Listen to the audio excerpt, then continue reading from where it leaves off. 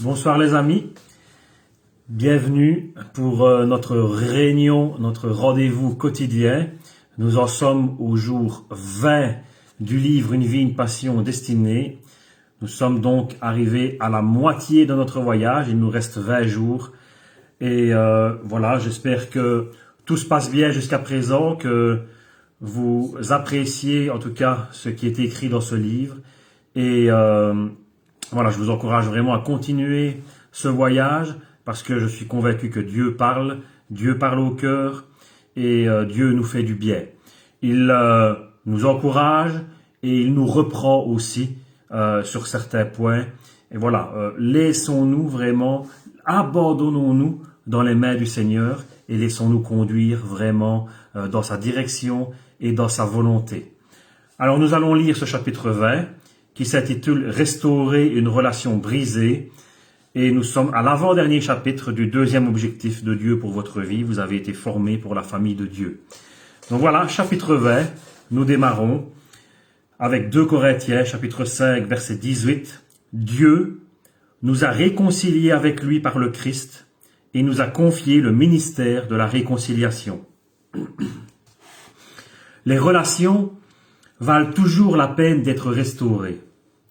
Comme l'objectif prioritaire de notre vie consiste à apprendre à aimer, Dieu souhaite que nous accordions une importance prépondérante aux relations et que nous fassions l'effort de les maintenir au lieu de rentrer dans notre coquille dès qu'il y a un problème, une vexation ou un conflit.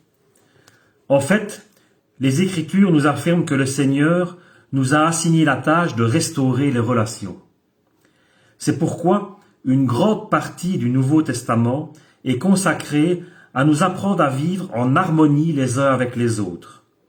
Paul a écrit « N'avez-vous pas trouvé dans le Christ un réconfort, dans l'amour un encouragement, par l'Esprit une communion entre vous? N'avez-vous pas de l'affection et de la bonté les uns pour les autres? Rendez donc ma joie complète. Tendez à vivre en accord les uns avec les autres. Et pour cela, ayez le même amour, une même pensée et tendez au même but. » Paul prêchait que notre aptitude à nous entendre avec les autres était une marque de maturité spirituelle. Comme Christ souhaite que sa famille soit réputée pour l'amour mutuel de ses membres, les brouilles rendent un mauvais témoignage aux non-croyants. C'est pour cela que Paul était si embarrassé que les membres de l'église de Corinthe forment des clans opposés les uns aux autres, allant même parfois jusqu'à se traîner en justice. Il écrivait « Je parle pour vous faire honte. Ainsi, il n'y a pas d'homme sage parmi vous, pas même un seul, qui soit capable de décider entre ses frères. » Il était très choqué que personne dans l'assemblée ne soit assez mûr pour résoudre un conflit à l'amiable. Dans la même lettre, il insista « Je vous adresse une recommandation instante. Vivez tous ensemble en pleine harmonie. Si vous souhaitez bénéficier de la bénédiction de Dieu sur votre vie et que vous voulez avoir la réputation d'être un enfant de Dieu, vous devez apprendre à être un artisan de paix. Jésus a dit « Bienheureux ceux qui procurent la paix, car c'est eux qui seront appelés fils de Dieu. » Vous remarquerez que Dieu n'a pas dit « Bénis soient ceux qui aiment la paix », car tout le monde peut se ranger dans cette catégorie. Il n'a pas dit non plus « Bénis soient les placides », ceux que rien ne perturbe jamais, mais il a déclaré « Bienheureux ceux qui procurent la paix », ceux qui cherchent activement à résoudre les conflits. Les artisans de paix sont rares, car leur tâche est ardue. Comme vous avez été créés pour faire partie de la famille de Dieu et que le deuxième objectif de votre vie terrestre consiste à apprendre à aimer les autres et à vous entendre avec eux, être un artisan de paix est l'un des plus nobles objectifs que vous puissiez vous fixer. Hélas, la plupart d'entre nous n'ont jamais appris à résoudre les conflits. Être un artisan de paix, ce n'est pas esquiver les conflits. Éviter les problèmes, se comporter comme s'ils n'existaient pas, ou avoir peur d'en parler est tout simplement de la lâcheté. Jésus, le prince de la paix, n'a jamais redouté les conflits. À l'occasion, il les a même provoqués pour le bien de tous. Parfois, nous devons éviter les esclandres. D'autres fois, il nous faut crever l'abcès pour résoudre un problème. C'est pourquoi nous devons prier pour que le Saint-Esprit nous guide constamment. Restaurer la paix, ce n'est pas non plus capituler systématiquement comme un paillasson et laisser les autres vous dominer en permanence. Ce n'est pas ce que Jésus avait en tête. Dans bien des cas, il a tenu bon et il est resté intraitable face à l'opposition. Comment restaurer une relation? En tant que chrétien, le Seigneur nous a confié le ministère de la réconciliation. Voici 7 étapes bibliques pour atteindre ce but. Avant de parler à la personne concernée, parlez-en à Dieu. Exposez-lui le problème. Si vous commencez par prier au sujet du conflit, au lieu de colporter la nouvelle à un ami, vous découvrirez souvent que le Seigneur changera votre cœur ou qu'il transformera l'autre personne sans votre aide. Vos relations avec les autres seraient bien meilleures si vous priez davantage à ce sujet. Comme l'a fait David avec les psaumes, servez-vous de la prière pour vous décharger à un niveau vertical. Exposez vos frustrations à Dieu. Criez à lui. Jamais votre colère, votre souffrance, votre désarroi ou vos autres sentiments ne le surprennent ou ne l'exaspèrent. Alors dites-lui exactement ce que vous éprouvez. La plupart des conflits sont causés par des besoins inassouvis. Certains de ces besoins ne peuvent être comblés que par Dieu. Lorsque vous attendez d'un être humain, un ami, votre conjoint, votre employeur ou un membre de votre famille, qu'il comble un besoin comme Dieu seul peut le faire, vous vous exposez fatalement à la déception et à l'amertume. Personne ne peut combler tous vos besoins, à part Dieu. L'apôtre Jacques a fait remarquer que bon nombre de nos conflits sont causés par un manque de prière. D'où viennent les luttes et d'où viennent les querelles parmi nous? Vous convoitez et vous ne possédez pas. Vous ne possédez pas parce que vous ne demandez pas. Au lieu de tourner les regards vers Dieu, nous comptons sur les autres pour nous rendre heureux. Et s'ils ne le font pas, nous nous mettons en colère. Mais l'Éternel objecte. Pourquoi ne viens-tu pas plutôt me trouver? Deuxièmement, prenez toujours l'initiative. Peu importe que vous soyez l'offenseur ou l'offensé, le Seigneur s'attend toujours à vous voir faire le premier pas. N'attendez pas que la partie adverse fasse un geste. Allez la trouver. Restaurer la communion brisée est si important que Jésus a ordonné de faire passer cette démarche avant l'adoration collective. Si donc tu présentes là ton offrande à l'autel, et que là tu te souviennes que ton frère a quelque chose contre toi, laisse là ton offrande devant l'autel, et va d'abord te réconcilier avec ton frère, puis viens présenter ton offrande. Quand la communion est compromise ou rompue, programmez sans délai une conférence de paix. Ne remettez pas les choses à plus tard. N'alléguez pas d'excuses, ne promettez pas. J'arrangerai ça un jour. Dès que possible, ayez un entretien privé avec la personne concernée. Retarder votre démarche ne fera qu'accroître son ressentiment et envenimer la situation. Dans les conflits, le temps ne résout jamais rien, mais il gangrène les plaies. Agir rapidement réduit aussi les dégâts spirituels dans votre vie. La Bible dit que le péché, donc y compris les conflits irrésolus, bloque notre communion avec Dieu et entrave l'exaucement de nos prières. De plus, cela nous ronge. Les amis de Job lui ont rappelé « Le sot en veut à tous, c'est cela qui le tue. L'imbécile s'emporte et il en meurt bientôt. Ta fureur te nuit à toi-même. » Le succès d'une conférence de paix dépend souvent du temps et du lieu choisi. Ne fixez pas votre entrevue à un moment où vous êtes fatigué, pressé, sans cesse interrompu. mieux vaut être tous deux au mieux de votre forme. Troisièmement, comprenez les sentiments de votre interlocuteur. Servez-vous davantage de vos oreilles que de votre bouche. Avant de résoudre un différend, commencez par écouter ce qu'éprouvent les autres. Paul prévenait que chacun regarde non ses propres qualités, mais celles des autres.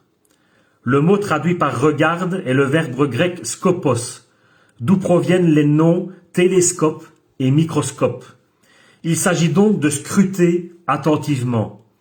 Concentrez-vous sur les sentiments de l'autre et non sur les faits. Commencez par sympathiser avec votre interlocuteur au lieu de chercher à tout prix la solution. N'essayez pas d'emblée de demander à l'autre de préciser sa pensée, mais laissez-le se décharger sans être sur la défensive. Hochez la tête en signe de compréhension, même si vous n'êtes pas d'accord. Les sentiments ne sont pas toujours vrais ou logiques, car la rancune nous amène souvent à agir et à penser d'une façon stupide. David avouait « Quand j'avais le cœur amer, et tant que je me tourmentais, j'étais un sot, un ignorant. Je me comportais avec toi comme une bête sans raison. » C'est ce que nous faisons tous lorsque nous sommes offusqués. À l'inverse, la Bible dit « L'homme qui a de la sagesse est lent à la colère, et il met sa gloire à oublier les offenses. » La patience vient de la sagesse, et cette dernière s'acquiert en écoutant le point de vue des autres. Quand on est attentif, on sous-entend « Je m'intéresse à ton point de vue, notre relation est importante à mes yeux, et tu comptes beaucoup pour moi. » Le vieil adage est exact. Les gens ne s'intéressent pas à ce que nous savons s'ils ne savent pas que nous nous intéressons à eux. Pour restaurer la communion, il faut que chacun de nous cherche à plaire à son prochain pour son bien, pour le faire progresser dans la foi. Endurer patiemment la colère des autres est difficile, surtout si elle est sans fondement. Mais souvenez-vous que c'est ce que Christ a fait pour vous. Pour vous sauver, il a subi une colère abjecte et injustifiée. Christ n'a pas recherché ce qui lui plaisait. Au contraire, comme le déclare l'Écriture, les insultes que l'on te destinait sont retombées sur moi. Quatrièmement, admettez votre part de responsabilité dans le conflit. Si vous voulez vraiment restaurer une relation, vous devez commencer par admettre vos erreurs ou vos péchés. Jésus nous a expliqué que c'était le meilleur moyen d'y voir plus clair. Hypocrite, ôte premièrement de ton œil la poutre, et alors tu verras clair pour ôter le fétu de l'œil de ton frère. Comme nous avons tous nos points faibles, il vous faudra parfois faire le point avec une tierce personne avant de rencontrer celle avec laquelle vous êtes en conflit. Demandez aussi au Seigneur de vous révéler dans quelle mesure vous êtes responsable de la situation. Le problème vient-il de moi? Suis-je irréaliste, insensible ou trop susceptible? La Bible dit « Si nous disons que nous n'avons pas de péché, nous nous séduisons nous-mêmes. » La confession est un puissant outil de réconciliation. Souvent, notre façon de gérer un conflit ne fait qu'amplifier le problème initial. Quand on commence par reconnaître humblement ses torts, on apaise la colère de son adversaire et on désamorce ses attaques, parce qu'il s'attend probablement à une attitude défensive. Ne vous excusez pas, ne jetez pas la pierre, mais exposez franchement la part que vous avez peut-être prise dans le conflit. Assumez la responsabilité de vos fautes et demandez pardon. Cinquièmement, attaquez-vous au problème et non à la personne. Si vous vous obstinez à blâmer votre interlocuteur, jamais vous ne résoudrez le différend. La Bible dit « Une réponse douce calme la fureur, mais une parole dure excite la colère. » Comme vous n'obtiendrez aucun résultat en vous fâchant, pesez bien vos paroles.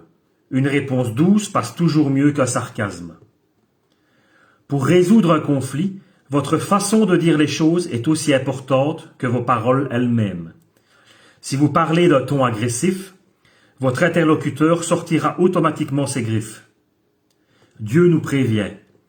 Un homme à l'esprit sage et intelligent. Pardon, un homme à l'esprit sage est intelligent. Plus une parole est aimable, plus elle est convaincante. Le harcèlement ne mène à rien. Les paroles cinglantes ne persuadent jamais personne. Au cours de la guerre froide, les deux parties ont convenu que certaines armes étaient si meurtrières qu'on ne devait s'en servir à aucun prix. Actuellement, les armes chimiques et biologiques sont interdites et on détruit des réserves d'armes nucléaires. Si vous souhaitez rétablir des relations, vous devez détruire votre arsenal d'armes nucléaires relationnelles. Condamnation, mépris, comparaison, jugement, insulte, attitude condescendante et sarcastique, etc., etc. Paul résume ce point en ces termes. Ne laissez aucune parole blessante franchir vos lèvres, mais seulement des paroles empreintes de bonté, qu'elles répondent à un besoin et aident les autres à grandir dans la foi. Ainsi, elles feront du bien à ceux qui vous entendent. Sixièmement, coopérer le plus possible. Paul a dit, « S'il est possible, autant que cela dépend de vous, soyez en paix avec tous les hommes. » La paix n'est jamais gratuite. Parfois, elle nous coûte notre orgueil et très souvent notre égocentrisme. Pour sauvegarder l'harmonie, efforcez-vous de faire des concessions, de vous adapter aux autres et de tenir compte de leurs besoins. Quelqu'un a paraphrasé ainsi la 7e béatitude de Jésus. Voilà. Vous êtes bénis lorsque vous parvenez à montrer aux gens comment coopérer au lieu d'entrer en compétition ou en guerre avec eux. C'est à ce moment-là que vous découvrez qui vous êtes et quelle est votre place dans la famille de Dieu. Et avant de passer au 7e, juste une petite parenthèse. C'est des choses extraordinaires qui sont dites, hein, vraiment des caractéristiques et des gestes à avoir qui sont vraiment importants, pas toujours évidents à faire. Mais ils correspondent à une marche vers la maturité spirituelle. Plus vous allez devenir mature, plus vous allez arriver à avoir ce genre d'attitude avec les autres. Voilà, on est tous là, moi y compris, tout le monde, que ce soit un pasteur, un ancien, un leader de l'église, que ce soit un membre, tout le monde, nous sommes dans ce cheminement vers la maturité. Et les attitudes qui sont énumérées ici sont des attitudes qui s'acquièrent au fur et à mesure que nous avançons, au fur et à mesure que nous faisons face à des conflits, à des difficultés, à des problèmes. Et il est important vraiment, comme je l'ai dit, de s'abandonner entre les mains du Seigneur pour qu'il puisse nous montrer quelle attitude avoir au bon moment avec telle ou telle personne avec qui nous avons des difficultés ou des problèmes. Voilà, je continue donc dans le 7e, insister davantage sur la réconciliation que sur la résolution du conflit. S'attendre à ce que tout le monde soit d'accord sur tout est utopique. La réconciliation se concentre sur la relation, alors que la résolution du conflit s'attache d'abord au problème. Lorsque nous nous polarisons sur la réconciliation, le problème perd de son importance et souvent il n'a plus de raison d'être. Nous pouvons rétablir une relation même si nous sommes incapables d'aplanir nos différences. Les chrétiens ont souvent des divergences d'opinion flagrantes, mais nous pouvons ne pas être d'accord sans nous montrer désagréables. Un diamant n'a pas le même aspect suivant l'angle selon lequel on le regarde. Dieu souhaite l'unité et non l'uniformité. Nous pouvons marcher main dans la main sans être d'accord à 100% sur tous les sujets. Cela ne veut pas dire que vous devez renoncer à trouver une solution. Vous aurez peut-être besoin de continuer à discuter, voire même à vous opposer, mais vous devez le faire dans un esprit d'harmonie. La réconciliation vous contraint à enterrer l'âge de guerre, mais vous n'êtes pas forcément obligé de clore le débat. À la suite de la lecture de ce chapitre, qui devez-vous contacter? Avec qui avez-vous besoin de rétablir une relation? N'attendez pas une seconde de plus. marquer une pause et à l'instant même parler à Dieu de cette personne. Puis décrocher le téléphone et enclencher le processus. Ces 7 étapes sont simples, mais elles ne sont pas faciles. Restaurer une relation exige de nombreux efforts. C'est pour cela que Pierre insistait pour que les chrétiens recherchent la paix avec ténacité. Quand vous vous efforcez d'instaurer la paix, vous faites la volonté de Dieu. C'est pourquoi le Seigneur nomme ceux qui procurent la paix ses enfants. Amen. Fin du chapitre 20. L'idée à méditer est celle-ci. Les relations valent toujours la peine d'être restaurées. Le verset à apprendre. S'il est possible, autant que cela dépend de vous, soyez en paix avec tous les hommes. Romains 12, 18. Question à me poser. Avec qui ai-je besoin de restaurer une relation brisée aujourd'hui? Voilà. Petite conclusion maintenant. On ne peut pas toujours être d'accord avec tout le monde, et je l'ai déjà dit. L'important, c'est d'être en paix avec tout le monde. D'être en paix avec tous nos frères, avec tous nos sœurs. Ça, c'est le plus important. Je crois que c'est la volonté de Dieu. Ces 7 étapes sont importantes. Elles ne sont pas faciles, comme il est dit dans le livre. Hein. Ici, je viens justement de le lire. Ces 7 étapes sont simples, mais elles ne sont pas faciles. C'est pas facile de restaurer une relation. C'est pas facile de résoudre des conflits. Et on n'aime pas, en général, avoir des conflits et essayer de les résoudre. Bien souvent, on préfère fuir plutôt que d'essayer de restaurer la relation ou de résoudre le conflit. Mais ce n'est pas la volonté de Dieu. Dieu veut que nous soyons en paix avec chaque homme, chaque femme. Je crois que c'est important d'essayer de travailler à cette paix. Comme il est dit, on peut ne pas être d'accord, on peut avoir des divergences. L'important, c'est d'en discuter, c'est de parler. Et si au final, il est possible de ne pas trouver de solution, l'important, c'est de dire « Mon frère, ma sœur, je t'aime. Tu restes mon ami, tu restes mon frère, tu restes ma sœur. Je te bénis. Que Dieu te bénisse. Et moi, je te bénis également. Nos chemins peuvent se séparer. Et ça arrive, dans les églises, ça arrive très souvent. Nos chemins peuvent se séparer, mais ce n'est pas pour ça qu'il n'y a plus d'amour, ni de respect envers les autres. Non, non. Le respect et l'amour, c'est quelque chose qui doit être mutuel. C'est quelque chose qui doit être donné même si on n'est pas d'accord, même si on diverge, même si on a des différends, même si le conflit au final ne peut pas être résolu. Ce qui compte, c'est la relation. Sois béni. Que le Seigneur vraiment te bénisse. On n'est pas d'accord sur un point ou sur un autre. Peut-être que ce conflit va mener sur une séparation, mais une séparation dans la paix, une séparation, dans l'ordre et non dans la colère et dans les insultes. Non, séparation en bon accord, en bon terme.